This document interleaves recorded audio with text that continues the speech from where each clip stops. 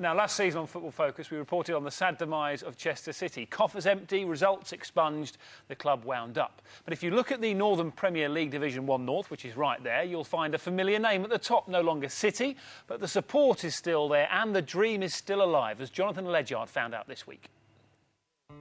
Chester City have lost its football club. Effectively, the club is dead. We have to simply look forward to bring some kind of football back to Chester. On March the 10th, 2010, these gates looked to have shut for the final time because after 125 years, Chester City Football Club ceased to exist. But fast forward 12 months, and a Phoenix club, Chester FC, is thriving. I went to visit an awful lot of businesses in and around Chester about this time last year, and the response from many of them was helpful, but of course I think many of them also thought we were just a group of romantics who were going to resurrect a football club that had been in decline for about 25 years. I think they all felt that we were going to have a very, very difficult task. We had no alternative. There was no plan B. If we hadn't done what we did, or what we're still continuing to do, there wouldn't have been a Chester Football Club. Basically, it was a start-up of a new business. Everything from the cleaners to the bars to recruiting a new manager, an appeal to the FA. When we were placed in the North West Counties League, the only thing we had was a football ground. We didn't even have a football. We had to sign as many players as we possibly could, as quick as we could, because I think we were only 5 weeks or 6 weeks away from our first game, pre-season friendly. So, we had to make sure we had players on the pitch. I mean, straight from the off, we started the season well, didn't we? Yeah, really? We did. Yeah, I think it was credit to the management, as well, because he put together probably characters that he knew that was going to do well at this level as well, and possibly level higher as well. So I think that's just helped us along throughout the season. And everyone's got a T-shirt with Wild thing on, haven't they? Yeah, it's a little bit scary, really, to be fair. Why? Well, I never thought that was going to happen. I couldn't foresee that at the beginning of the season, that people are going to be walking around with Wild thing on a T-shirt, but it just goes to show what commitment the fans have got. Blues are back. Blues are back. The fans fund the club. We have a business plan that generates the playing budget, and the playing budget is then given to the manager. The income streams are commercial income streams, so through sponsorships, through bars, revenue, through the club shop.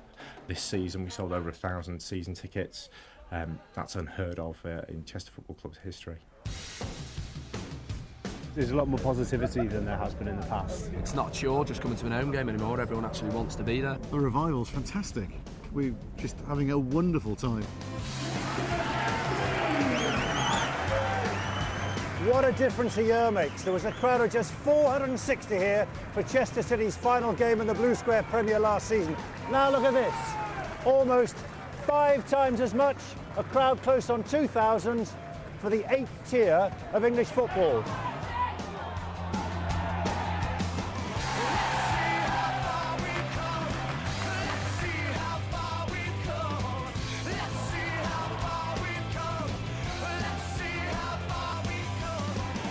Well, it wasn't the goal rush that I think many people here were expecting. 3-1, decent scoreline, but it's another win.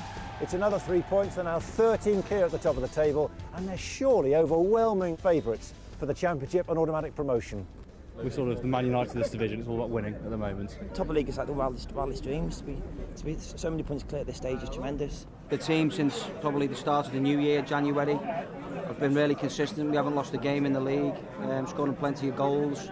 And obviously the crowd, the fan base home and away has been unbelievable.